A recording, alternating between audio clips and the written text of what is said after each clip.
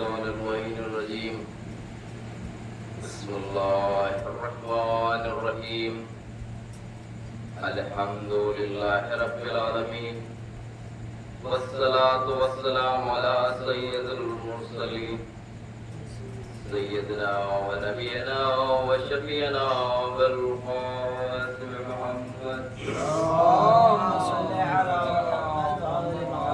محمد وعلى الطيبين الطاهرين المنتخبين مظلومين ولعنة الله على أعدائهم أجمعين أما بعد فقد قال الله تبارك وتعالى في كتابه المبين وهو أصدق الصادقين صلوات الله اللهم صل على محمد وعلى محمد. لیکن سب سے پہلے تو اعتراض ہوا کہ آپ حضرات اس فرش مجلس پر بیٹھتے ہیں تو بیٹھنے کے بعد یہ نہ سوچیں کہ ہم آزاد بیٹھے ہوئے ہیں یا ہم زبردستی بیٹھے ہوئے ہیں یا ہمیں بٹھایا گیا ہے، بلکہ آپ فخر اس بات پر کیجیے کہ جب دنیا سو رہی ہے تو آپ اس نواز رسول کا غم منانے کے لیے یہاں موجود ہیں جس کو خود رسول خدا نے اظہار محبت کیا، جس کو انبیاء نے خطاب کیا زمین کربلا میں. ایک صلوات پڑھ دیں محمد والے محمد.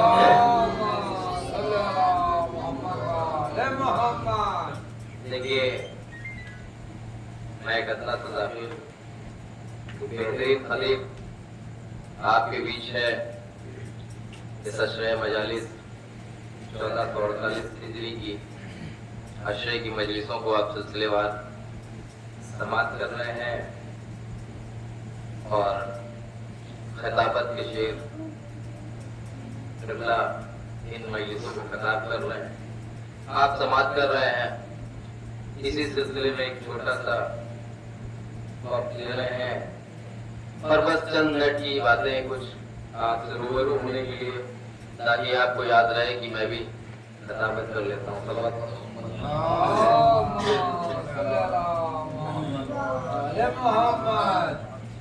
دیکھیے بس چند باتیں. مجلسیں جو ہے وہ تو آپ سماعت فرما رہے ہیں، سن رہے ہیں برابر، اور اصل جو خطابت کا حق ہے وہ تو ادا ہو رہا ہے. لیکن میں صرف کچھ باتیں جو ہمارے بیچ ہے، جو ہمیں آپ سے گفتگو کرنا ہے. یہ ممبر جو ہے، یہ فرشیدہ جو ہے، یہ ایک بہت بہترین مقام ہے، ایک یونیورسٹی ہے. یہاں سے ہمیں آپس میں گفتگو کرنے کا اور عوام تک ایک بہترین میسج پہنچانے کا بہت اچھا پلیٹ فارم ہے، بہت اچھی جگہ ہے کہ ہم اپنے عوام تک اپنی باتوں کو پہنچا سکیں.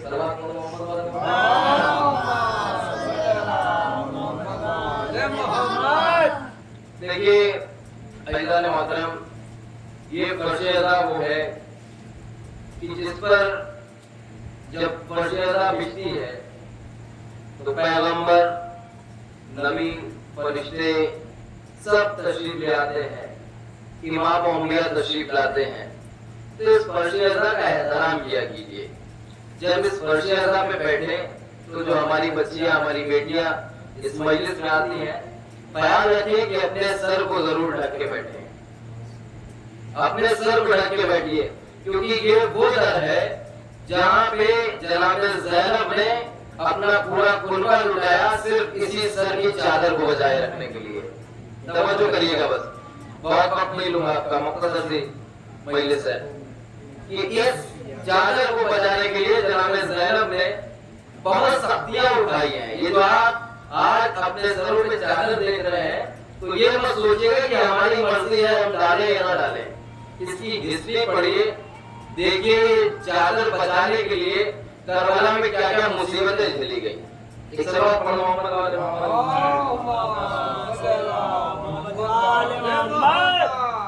تو بس بات یہ کرنی ہے کہ جیسے ہی ایام محرم آتے ہیں، محرم کے دن آتے ہیں، سوالات کا سلسلہ شروع ہو جاتا ہے کہ اب شیعہ ہے، اب شیعہ ہے، سوالات شروع ہو جاتے ہیں، اعتراضات شروع ہو جاتے ہیں، طرح طرح کی باتیں. مجھے یہ سمجھ میں نہیں آتا کہ آخر یہ 1400 سال سے سوالات ہم سے ہی کیوں ہوتے چلے جا رہے ہیں. بھائی کبھی کوئی سوال ہم بھی تو آپ سے پوچھیں، کبھی کوئی آپ بھی ایسا موقع دیجیے، فراہم کریے کہ ہم بھی سوال آپ سے پوچھے. سلامات پڑھو محمد والے محمد.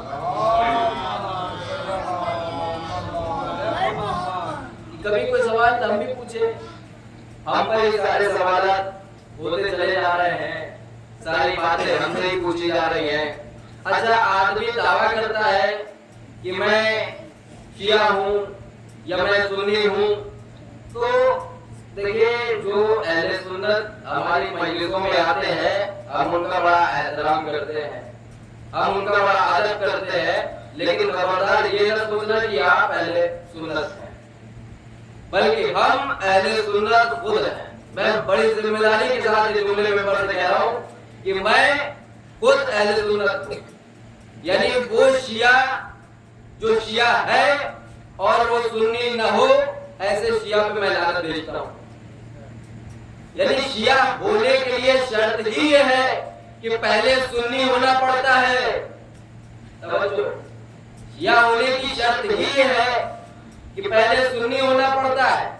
سنی کا مطلب ہے کہ رسول کی سنت پہ چلنے والا، رسول کی باتوں پہ عمل کرنے والا، سیرت نبی پر چلنے والا، رسول کی سیرت پہ چلنے والا، رسول کے بتائے ہوئے راستے پہ چلنے والا، رسول کے نقش قدموں پہ چلنے والا، رسول نے جو دین دیا ہے اس دین پہ چلنے والا، رسول نے جو شریعت دی ہے اس شریعت پہ چلنے والا. ارے جب ہم رسول کی شریعت پہ چل رہے ہیں تو آپ ایک بار یہ دیکھیے کہ آپ مسلمان ہیں یا نہیں، ہم مسلمان ہیں یا نہیں. بھائی یہ نہیں دیکھنا ہے کہ ہم شیعہ ہیں یا سنی ہیں، وہ وہابی ہے، بریلوی ہے، اہل حدیث ہے. ارے ہم خود اہل حدیث ہیں، دعویٰ کر رہے ہیں اس منبر سے کہ ہم خود اہل حدیث ہیں، ہم خود سنی ہیں. اہل حدیث کا مطلب وہ ہے جس کے پاس حدیثیں موجود ہوں. تو اہل بیت کے درجے زیادہ کس کے پاس حدیثیں موجود؟ بھائی شیعوں کے پاس ایک سے ایک حدیثیں موجود ہے. کتنی حدیث آپ لے کے آؤ گے؟ ہمیں تو وہاں تک حدیث دکھانے کو تیار تھے جہاں پہ کہہ دیا گیا تھا قرآن کافی ہے.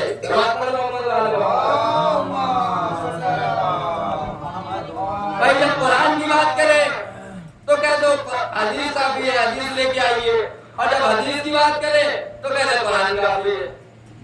بڑا بہترین بات ہے، سمجھ میں نہیں آتا.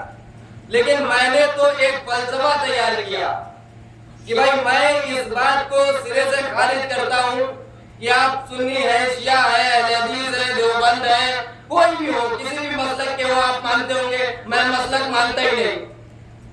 میں نہیں مانتا کہ میں شیعہ ہوں، نہ میں یہ کہہ رہا ہوں میں سنی ہوں. حالانکہ میں سنی ہوں، میں شیعہ ہوں، میں اہل حدیث ہوں. میں اس ممبر سے کہہ رہا ہوں، میں دعویٰ کرتا ہوں کہ میں اہل حدیث بھی ہوں، یعنی حدیثوں کو بھی رکھتا ہوں، سنی بھی ہوں، رسول کی سنت پہ بھی عمل کرتا ہوں، اور شیعہ بھی ہوں، یعنی رسول کے چاہنے والوں پہ اہل بیت کو چاہتا بھی ہوں. شیعہ کا مطلب کیا ہے؟ آپ نے ابھی مجھ سے کل مجلس میں سنا، اللہ نے بتایا کہ اجر رسالت صرف اتنا مانگا رسول کائنات نے، اجر رسالت صرف اتنا کہ میرے اہل بیت سے اور میرے گھر والوں سے مودت کرو. محبت اور اس سے اوپر کا درجہ ہوتا ہے مودت. دیکھیے بات آ گئی تو کہتا چلوں کہ ایسے ذاکروں سے بھی مودت ہو جاتی ہے نا. کیونکہ دیکھیے عشق، محبت اور مودت یہ تین مرحلے ہوتے ہیں. ایک تو عشق کا مرحلہ وہ ہوتا ہے کہ کسی کو ہم نے دیکھا اور ہمیں پسند آیا، ہمیں عشق ہو گیا. محبت وہ ہے کہ ہم اسی کی یاد پہ کھوئے رہتے ہیں، اسی کی یاد میں مگن رہتے ہیں، وہ محبت ہے. لیکن مودت ایک قدم اور آگے بڑھ کے ہوتی ہے. مودت عشق کا، پیار کا، محبت کا وہ مرحلہ ہے کہ جب انسان کو کسی سے محبت ہوتی ہے اور اگر وہ انسان اس سے دوری بھی اختیار کر لے تو وہ زندہ رہتا ہے، مرتا نہیں ہے. لیکن مودت وہ مرحلہ ہے عشق کا، مودت عشق کا وہ مرحلہ ہے، یعنی ایسے سمجھ لیجئے کہ جیسے پانی اور مچھلی کے درمیان جو رشتہ ہے، یعنی مچھلی کو اگر پانی سے نکال دیا جائے، دریا سے نکال دیا جائے تو وہ زیادہ دیر زندہ نہیں رہ سکتی. بس یہی اہل بیت سے مودت کرنے کا مسئلہ ہے کہ ہم شیعوں کو، ہم مسلمانوں کو، یعنی ہماری قوم کو، ہمارے فرقے کو اگر تھوڑی دیر کے لیے بھی فرش اعضا سے، حسین سے جدا کر دیا جائے تو ہم زندہ نہیں رہ سکتے. یہ مودت ہے. بس یہی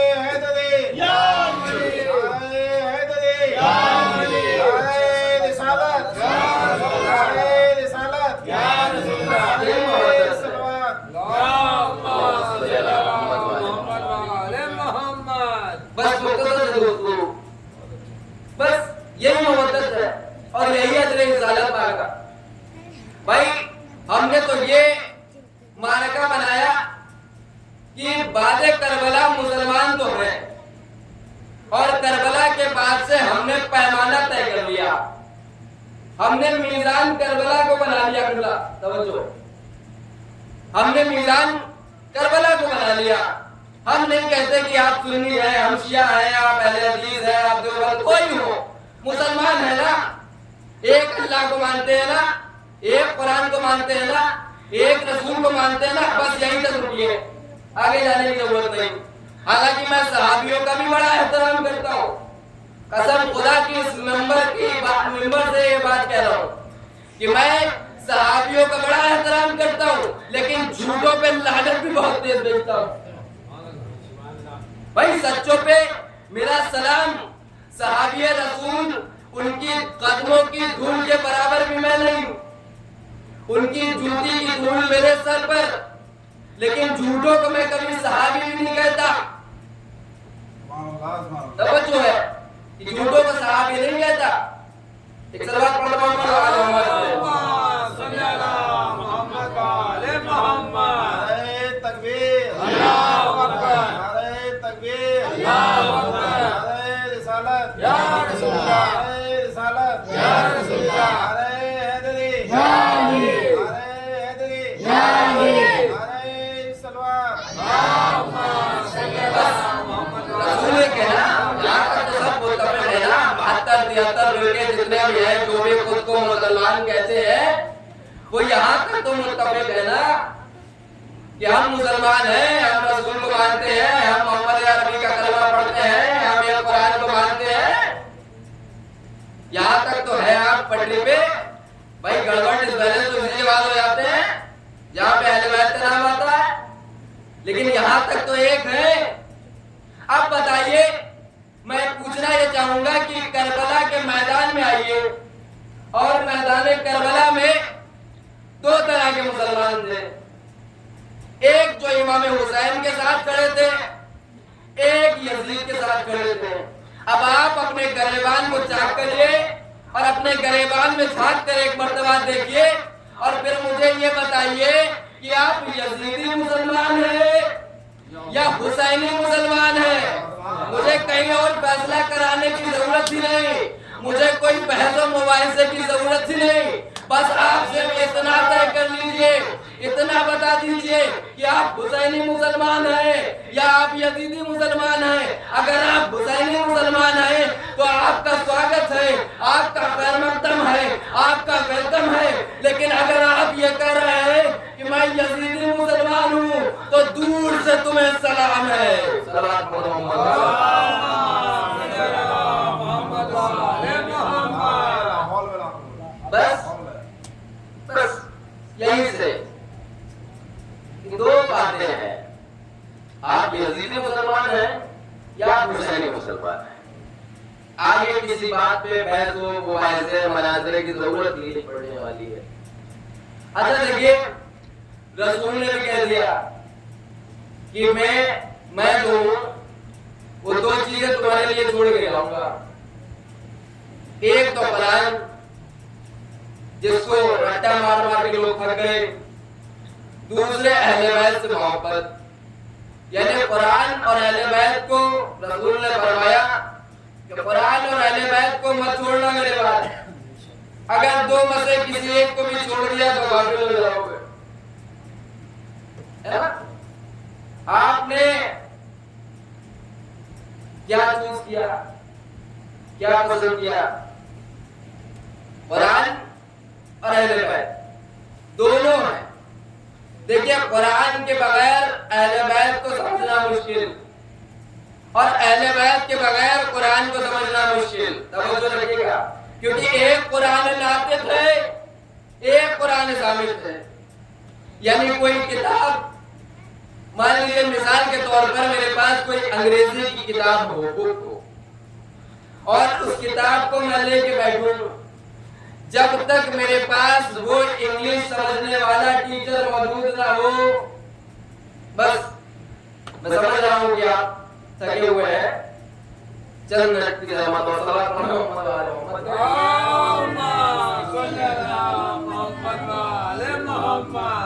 تو جب تک وہ انگلش سمجھنے والا ٹیچر نہ ہو، یعنی جس نے وہ کتاب لکھی ہے یا جس نے وہ کتاب پہلے سے سیکھ رکھی ہے، اگر وہ نہ ہو تو اس کتاب کا آپ کے آگے کوئی مطلب نہیں. کیونکہ اس کتاب کو سمجھنے کے لیے، اس کتاب کے شرائط اصول بتانے کے لیے ہمیں اسی سبجیکٹ کے ٹیچر کی ضرورت ہوتی ہے. توجہ رکھیے گا، کہ ہمیں اسی سبجیکٹ کے ٹیچر کی ضرورت ہوتی ہے. بس اب یہ سمجھ لیجئے کہ جب قرآن پاک کو سمجھنا ہے تو ہمیں اہل بیت کی ضرورت پڑے گی.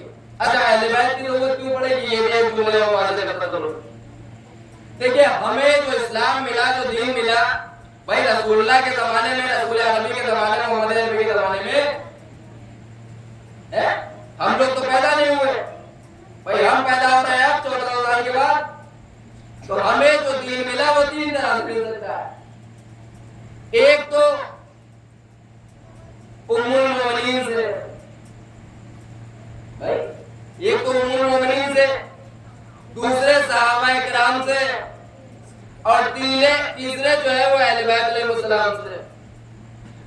پہلا دیکھا کہ پہلا مرحلہ یہ ہے کہ جب ہم ام المؤمنین سے پوچھیں تو پتہ یہ چلے گا کہ ہمیں ان سے اتنا ہی دین مل سکتا ہے جتنا رسول اللہ گھر میں چھوڑ گئے تھے. یعنی رسول خدا جو تھے وہ جو گھر میں شریعت کرتے تھے یا گھر میں جو باتیں بتاتے تھے، گھر میں جو ارکان ادا کرتے تھے، صرف اتنا ہی جان سکتے ہیں. کیونکہ امہات المؤمنین جو ہے وہ باہر، گھروں سے باہر نہیں نکلتی. تو اب رسول اکرم مسجد میں آ کے کیا کر رہے ہیں یہ ہمیں وہ نہیں بتا سکتی. تو بھائی یہ فلسفہ ہمارے لیے سمجھ میں نہیں آیا آپ کو. دوسرے مرحلے پہ آئے کہ صحابہ کرام سے ہم دین کو لے لیں. اب پتہ یہ چلا کہ صحابہ سے ہم جب دین لینے کے لیے پہنچے تو پتہ چلا صحابہ دین کو صرف اتنا ہی جانتے جتنا رسول باہر چھوڑ کے گئے، جتنا رسول اکرم باہر چھوڑ کے گئے. کیونکہ ان کے لیے قرآن دوڑ کے کہہ رہا ہے کہ خبردار رسول کے گھر کے اندر بھی داخل مت ہونا، اور اگر داخل بھی ہو جاؤ تو ان کے گھر کے برتن کی طرف بھی انگلی اٹھا کے مت دیکھنا، اٹھا کے مت دیکھنا.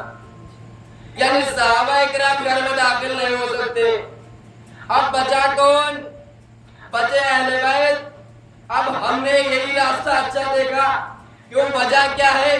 وجہ یہ ہے کہ گھر میں جاؤ تو سیدہ کی تعظیم کے لیے رسول خدا کھڑے ہو رہے ہیں، مسجد میں پہنچے تو پشت پہ امام حسین چل رہے ہیں.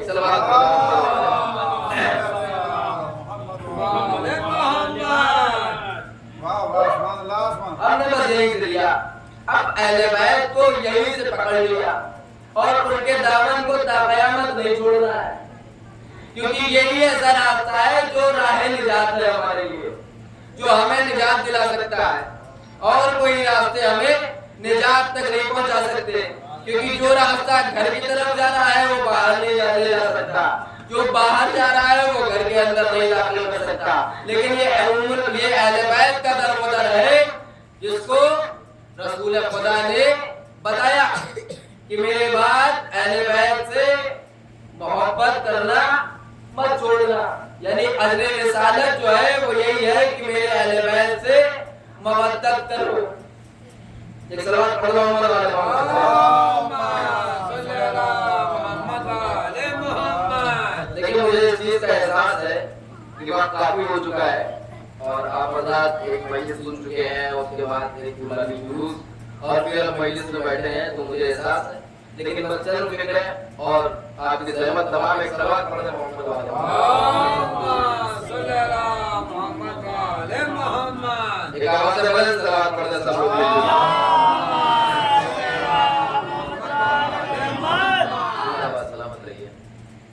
اعتراضات تو بہت ہوتے ہیں، کسی بات پہ کوئی بات آئی۔ اب دیکھیں محرم سے اسلام کی ابتدا ہے اور ذی الحجہ پہ اسلام کی انتہا۔ ابھی ذی الحجہ گزرا، آپ سب نے بڑی خوشی خوشی قربانیاں کریں۔ بھائی اگر ہم مولوی سے پوچھے بھائی کس کی قربانی کری، کس لیے کری، کس کی یاد میں کری، تو کہے ابراہیم کے بیٹے اسماعیل بچ گئے، ان کی یاد میں قربانی ہوتی ہے۔ تو کیوں ہوتی ہے، کس میں ہوتی ہے؟ دمبے میں ہوتی ہے۔ کیوں؟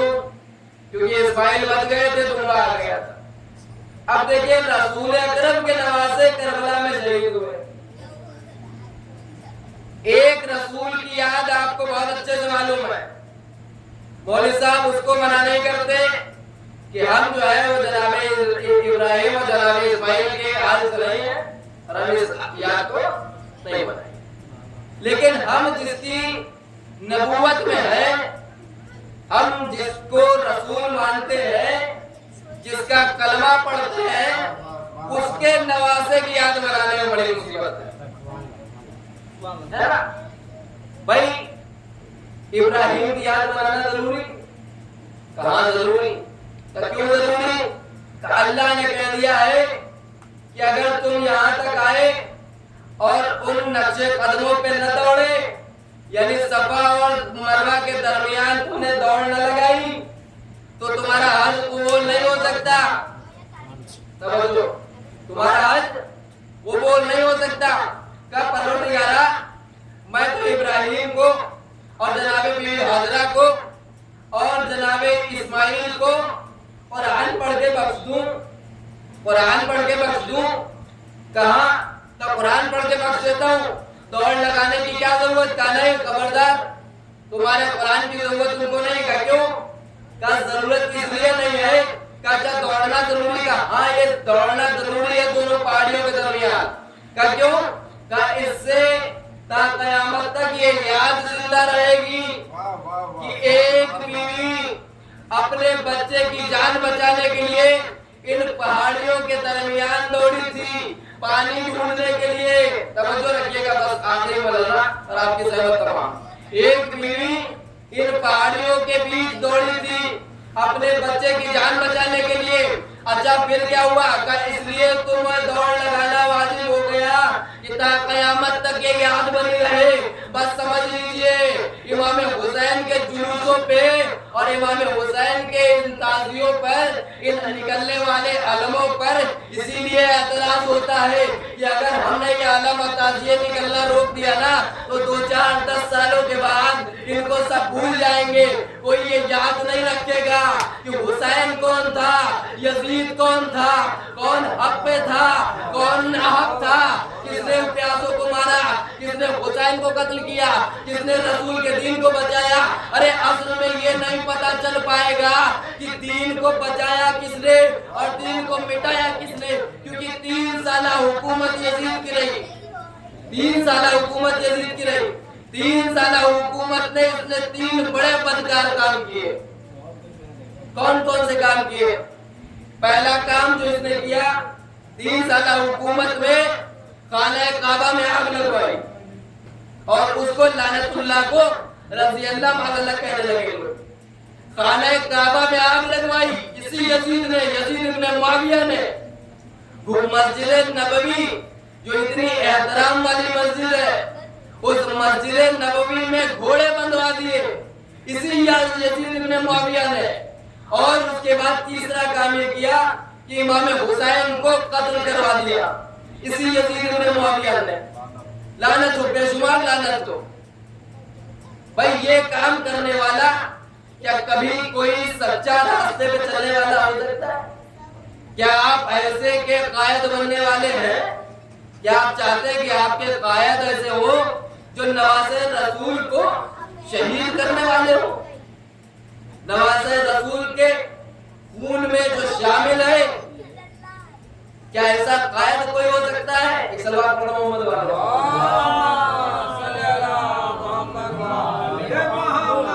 बस अपने मौजूद को समेट रहा हूं।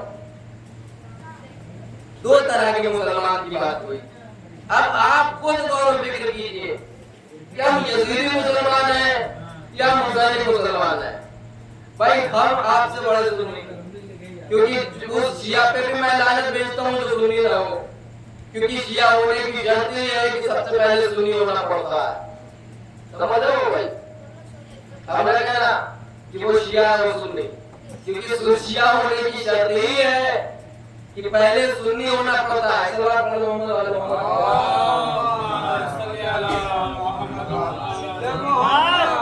बस एक दराज होते हैं। एक दराज आता है कि जैसे ही मुहर्रम आता है काले कपड़े पहन लेते हैं, इनके खाने सज जाते हैं, घरों से आवाजें आने लगती हैं। और ये काले कपड़े क्यों पहनते हैं? भाई आपको मैं ऐसी मिसाल दे दूं कि हमारे बच्चे भी समझ जाए। अभी मान लीजिए हमारे शहर में कोई ऐसा नेता आ रहा हो जो ऐसा कोई जुमला कह चुका हो या किसी मुकदमे में वो गिरफ्तार हो गया हो और वो बड़ा हाई फाई बन के हमारे यहाँ आ रहा हो, या कोई ऐसा सांसद मंत्री हमारे यहाँ हो और वो हमारे इलाके में आया हो, उसने कोई खता करी हो, तो हम क्या करते हैं? काले कपड़े लेके सड़क के ऊपर खड़े हो जाते हैं विरोध प्रदर्शन में। समझ रहे हैं ना? हमारी सरकार कोई ऐसा काम करती है, कोई ऐसा एक्ट ले आती है, कोई ऐसा बिल ले आती है, तो जिन लोगों को संविधान की नॉलेज है, कॉन्स्टिट्यूशन की समझ रखते हैं और जो होनहार लोग हैं, जो पढ़े लिखे लोग हैं, जो समझदार लोग हैं, वो भी एहतजाज करने के लिए जाते हैं। किस बात पर? कि ये सरकार जो कर रही है हमारे खिलाफ कर रही है, हमारे लिए गलत कर रही है, हमारे फ्यूचर के लिए गलत कर रही है। काले कपड़े दिखाते हैं। बस ऐसे ही समझ लीजिए कि हम आज भी वो काले कपड़े पहनने के बाद ये एहतजाज करते हैं कि इंसानियत का सबसे पहला कत्ल जो हुआ है हम उसका एहतजाज करते हैं। मस्जिद में सबसे पहला कत्ल जो हुआ है हम उसका एहतजाज करते हैं। इंसानियत का सबसे पहला कत्ल जो करबला में हुआ है हम उसका एहतजाज करते हैं। काले कपड़े कहीं लिखा नहीं है पहनना। ये पूछा जाता है काले कपड़े पहनना का? अरे भाई आप हज पे जाते हैं, सफेद एहराम बांध लेते हैं, कहीं लिखा है सफेद बांधिए? कुछ चीजें ऐसी होती हैं जिनको लिखा नहीं जाता, जैसे नमाज का तो जिक्र है लेकिन वुजू का जिक्र नहीं है कुरान में। वुजू का तरीका नहीं बताया गया। समझ? नमाज का तरीका मालूम है, वुजू का तरीका नहीं। इस तरीके से सलवात पढ़ो मोहम्मद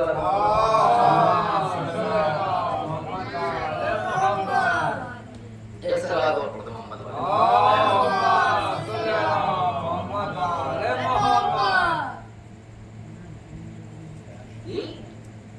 आप कौन है? कौन से मुसलमान? काले कपड़े पहनने का मतलब यह है कि आप एहतजाज कर रहे हैं उस जुल्म के खिलाफ जो आज से 1400 साल पहले हुआ था। और एक एतराज भी आता है, अपने किबला कह रहे हैं ایک جملہ اور پڑھاتا چلو وضاحت کرتے ہیں کہ ایک اعتراض یہ بھی آتا ہے کہ ہم ماتم کیوں کرتے ہیں, سینہ کیوں پیٹتے ہیں. بھائی ہم ماتم اس لیے کرتے ہیں کیونکہ رسول نے کیا. اگر رسول خدا نے نہ کیا ہوتا, جناب یعقوب نے نہ کیا ہوتا, آپ کو معلوم ہے نا کہ جب رسول کے چچا کا انتقال ہوا تو رسول نے پورے سال کو غم کا سال بتا دیا. رسول خدا کے چچا کا جب انتقال ہوا تو پورے سال کو غم کا سال عام الحزن قرار دیا تھا. عام الحزن قرار دیا تھا. پورے سال غم منایا, گریہ وزاری کیا. اور جناب یعقوب سے ذرا پوچھئے کہ ہم جو مجلسوں میں روتے ہیں, آپ کو اعتراض ہوتا ہے کہ یہ بیٹھ کے مجلسوں میں رویا کرتے ہیں, یہ حسین کو آج تک یاد کر کے غم منا رہے ہیں. ارے ہم کو معلوم ہے جناب یعقوب, بھائی ہم تو یہ ہیں, بھائی ہم یہ ہیں کہ ہم امام حسین پہ رو رہے ہیں. ہمیں معلوم ہے کہ ان کے اوپر ظلم و ستم ہوئے تھے, انہیں قتل کر دیا گیا تھا کربلا کے میدان میں. لیکن جناب یعقوب جناب یوسف کے لیے گریہ وزاری کر رہے ہیں. جناب یعقوب جناب یوسف کے لیے گریہ وزاری کر رہے ہیں. اب جناب یعقوب پیغمبر تھے, کیا علم نہ تھا کہ یوسف زندہ ہے؟ کیا علم نہ تھا کہ یوسف زندہ ہے؟ اس کے بعد بھی اتنا گریہ کیا کہ نابینا ہو گئے, آنکھوں کی بینائی چلی گئی. تو یہ تو امام و پیغمبروں نے کیا.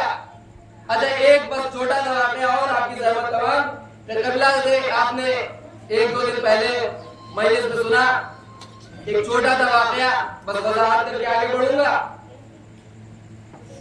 کہ ایک فرشتہ تھا پطرس. توجہ, بس آپ کی زحمت کو تمام کروں گا, بس دو فکریں اور آپ کا مسائل. ایک سلوات پڑھو محمد و آل محمد. ایک بڑا خاموش کرو.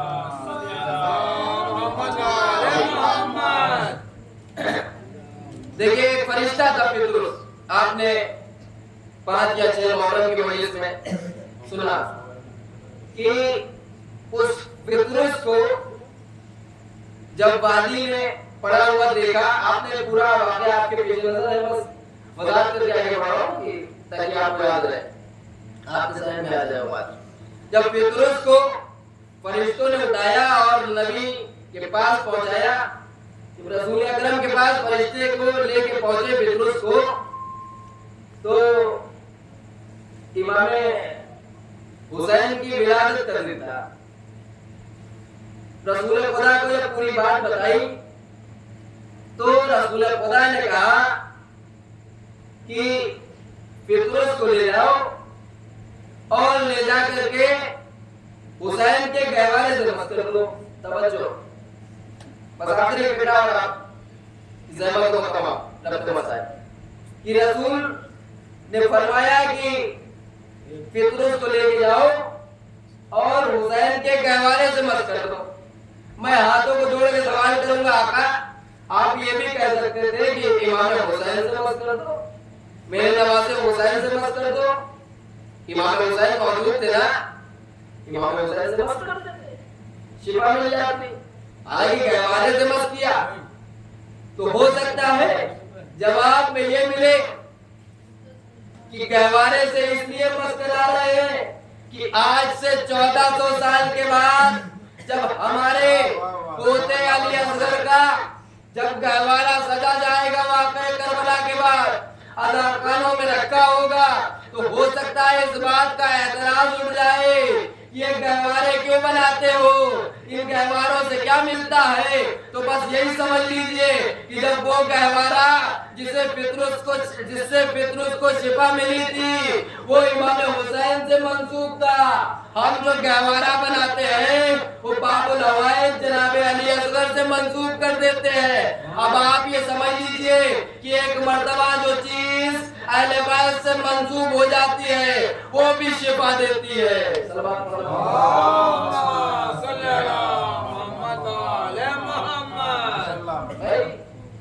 جو چیزیں اہل بیت سے منسوب ہو جاتی ہیں وہ بھی شفا کا ذریعہ بن جاتی ہے.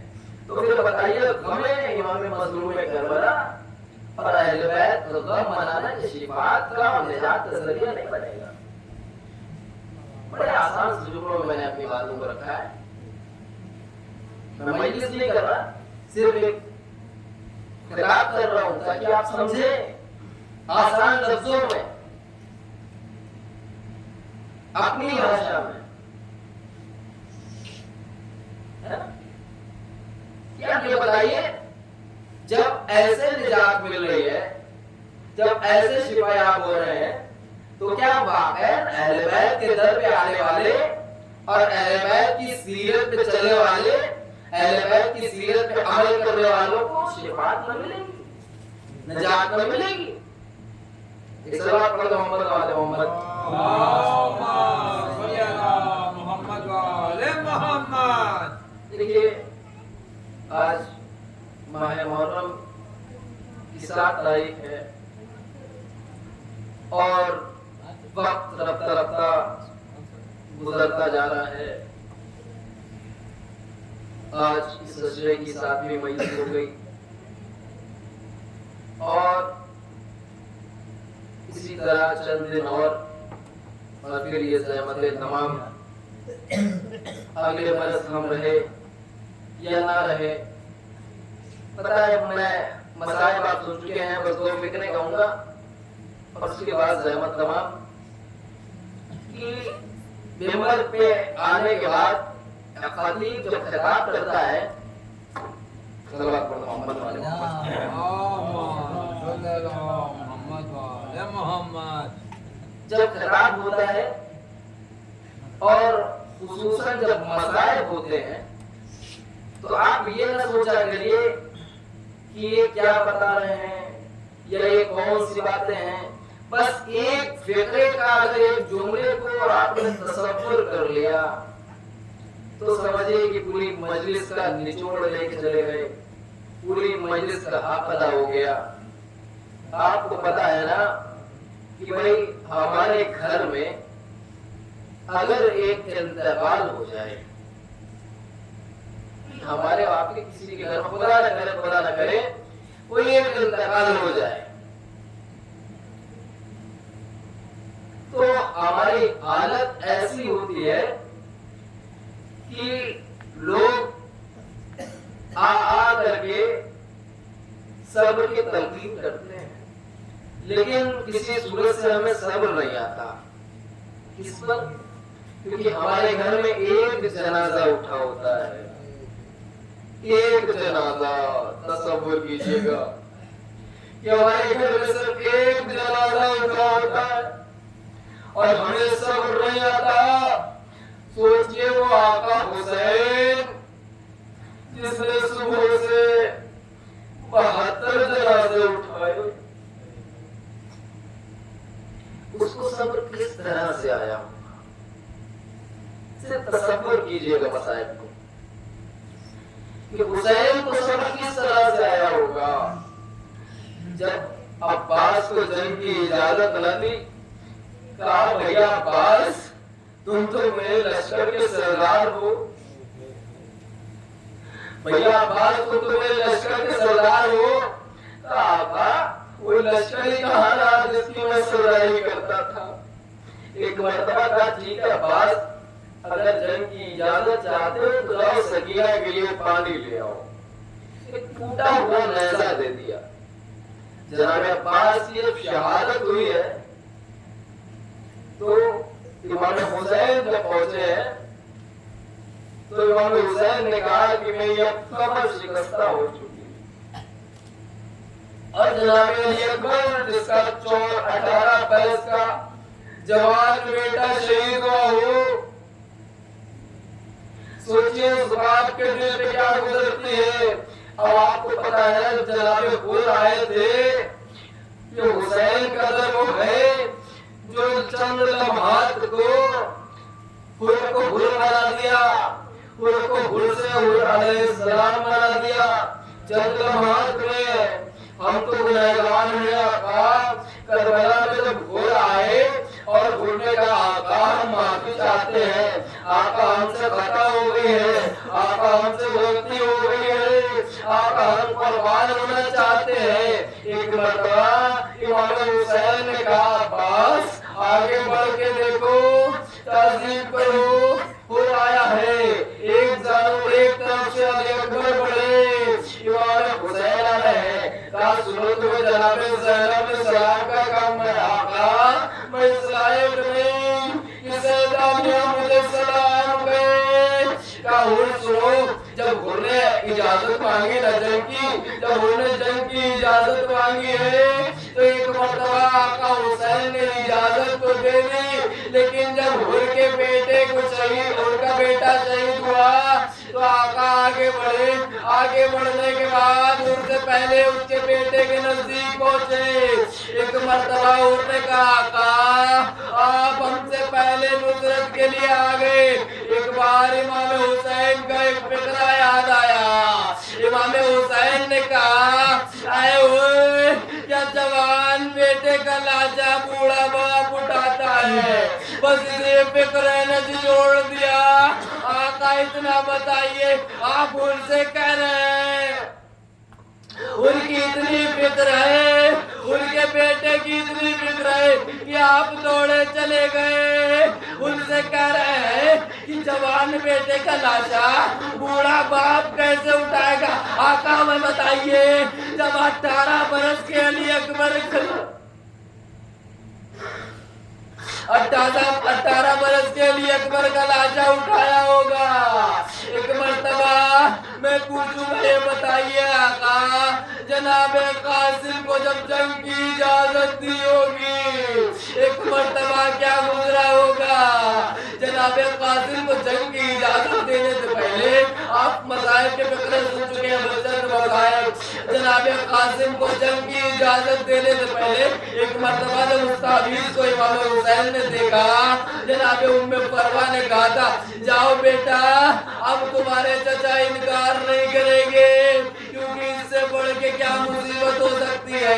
ایک مرتبہ جناب قاسم جب مستعفیز کو لے کے چچا کے پاس پہنچے ایک مرتبہ امام حسین نے تعویذ کو دیکھا فقرے دہرائے اور ایک مرتبہ کس کے بھیج کر کے جناب قاسم کو گلے لگایا اور اتنا روئے کہ غش کا کے دونوں گر پڑے. جیسے ہی آقا نے اجازت دی ایک مرتبہ جناب قاسم کو اجازت دی اے قاسم چلو میدان کارزار کی طرف. جناب قاسم جب گھوڑے پہ سوار ہوئے ایک مرتبہ آپ کا پیر پھنس گیا.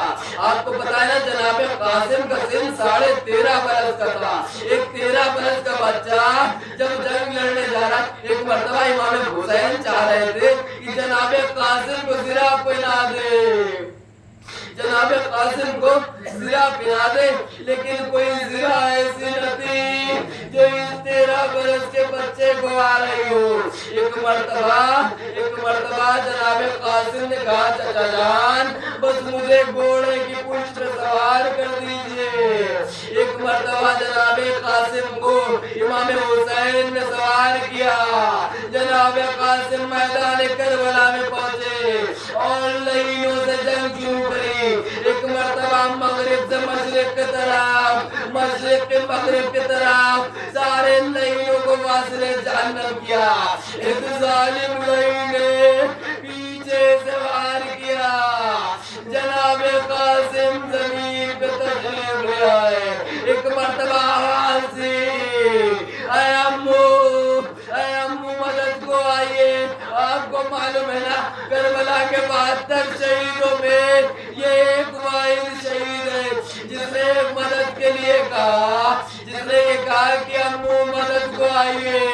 ایک مرتبہ جیسے ہی امام حسین نے جملہ سنا امام حسین مدد کے لیے پہنچے. جیسے امام حسین جناب قاسم کی لاش کے نزدیک پہنچے ایک مرتبہ کیا دیکھتے ہیں لہیوں نے قاسم کے لاشے کو پامال کر دیا. قاسم کے ٹکڑے خیموں تک پہنچے. الا لعنت اللہ علی قوم الظالمین. خدا آپ کو کوئی غم نہ دے سوائے غم سید السلطان کے. سوائے غم حسین کے سوائے غم فاطمہ سر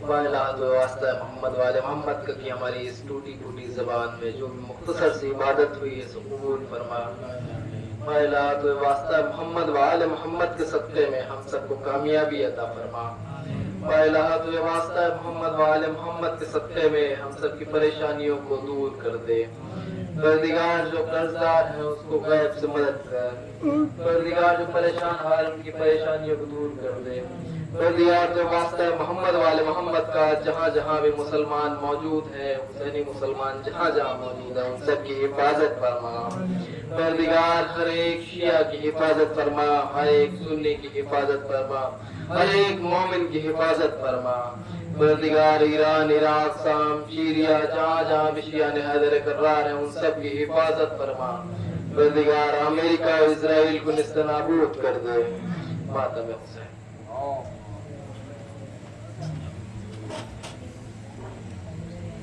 حسین حسین حسین حسین حسین